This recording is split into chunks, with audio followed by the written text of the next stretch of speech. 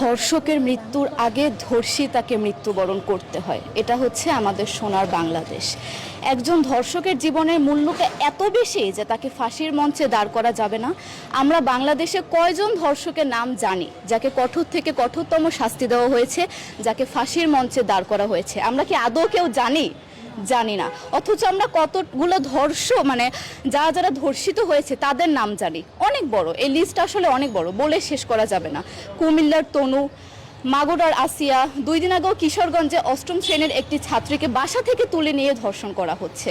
বাবার হাতে মেয়ে ধর্ষিত হচ্ছে, ভাইয়ের হাতে বোন ধর্ষিত হচ্ছে। আমরা আসলে নিরাপদটা কোথায়? আমার মনে হচ্ছে আমরা যেন আইয়ামে জাহেলিয়া যুগে চলে গিয়েছি। মাঝে মধ্যে মনে হয় এর থেকেও খারাপ সময় আছি আমরা, কারণ ওই যুগে মেয়েরা অ্যাটলিস্ট সম্মান নিয়ে মৃত্যুবরণ করতে পারতো। জন্মের পরপর জ্যান্ত মাটিতে পুঁতে দেওয়া হতো, আর আমাদের ধর্ষণ করে নির্মমভাবে তারপর মৃত্যুবরণ করতে হচ্ছে। যদি সরকার আমাদের ওই নিরাপত্তা নাই দিতে পারে, তাহলে সরকারের কাছে আমাদের অনুরোধ, আমাদের জ্যান্ত মাটিতে পুঁতে দেখ। আমরা বেঁচে থাকতে চাই না, আমরা সম্মান নিয়ে মৃত্যুবরণ করতে চাই। আমরা এই দেশে থাকতে চাই না যে এই দেশে আমাদের কোনো নিরাপত্তা নেই, যে এই দেশে রাস্তা দিয়ে হাঁটলে আমাদের মধ্যে একটা আতঙ্ক কাজ করে, কখন কি না কি হয়ে যায়। আইন উপদেষ্টা বললেন যে ধর্ষকের নাকি ফাঁসি দেওয়া সম্ভব হবে না, তাহলে নাকি নিরীহ মানুষকেও মাঝে মধ্যে ফাঁসির ব্যবস্থা করা, মিথ্যা মামলায় ফাঁসিয়ে দিয়ে ফাঁসির ব্যবস্থা করা হতে পারে। আইন উপদেষ্টার কাছে আমার প্রশ্ন, আল্লাহ না করুক আজকে যদি আপনার কাছের কেউ, আপনার বোন অথবা আপনার স্ত্রী অথবা আপনার মেয়ের সাথে যদি এরকম কোনো কিছু হতো, আপনি কি আসলে এটা বলতে পারতেন যে না, ধর্ষককে ফাঁসি দেওয়া যাবে না?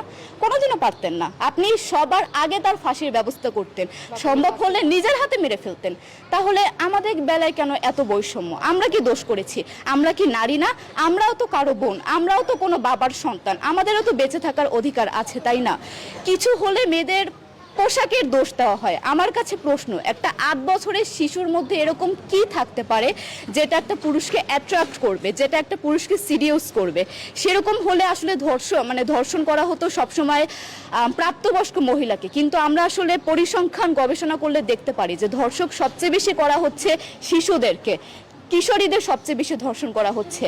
দৃষ্টিভঙ্গি পরিবর্তন করুন, চিন্তা ভাবনা পরিবর্তন করুন, ধর্ষকদের আইনের আওতায় আনুন। যদি আইন উপদেষ্টা অথবা প্রশাসন যদি ধর্ষকদের শাস্তির ব্যবস্থা না করতে পারে, আমাদের হাতে তুলে দেন, আমরা নিজেদের হাতে শাস্তি দিয়ে দিতে পারবো। এই সাহস আমাদের মধ্যে আছে। বেঁচে থাকার জন্য আমাদের যতটা কঠিন হতে হবে, আমরা কঠিন হওয়ার জন্য প্রস্তুত আছি। আমরা ফাঁসি চাই, ধর্ষকদের কঠোর থেকে কঠোরতম শাস্তি চাই। যতদিন না পর্যন্ত ফাঁসি দেওয়া হবে, যতদিন না পর্যন্ত ধর্ষকদের শাস্তির ব্যবস্থা করা হবে, আমরা আমাদের আন্দোলন অব্যাহত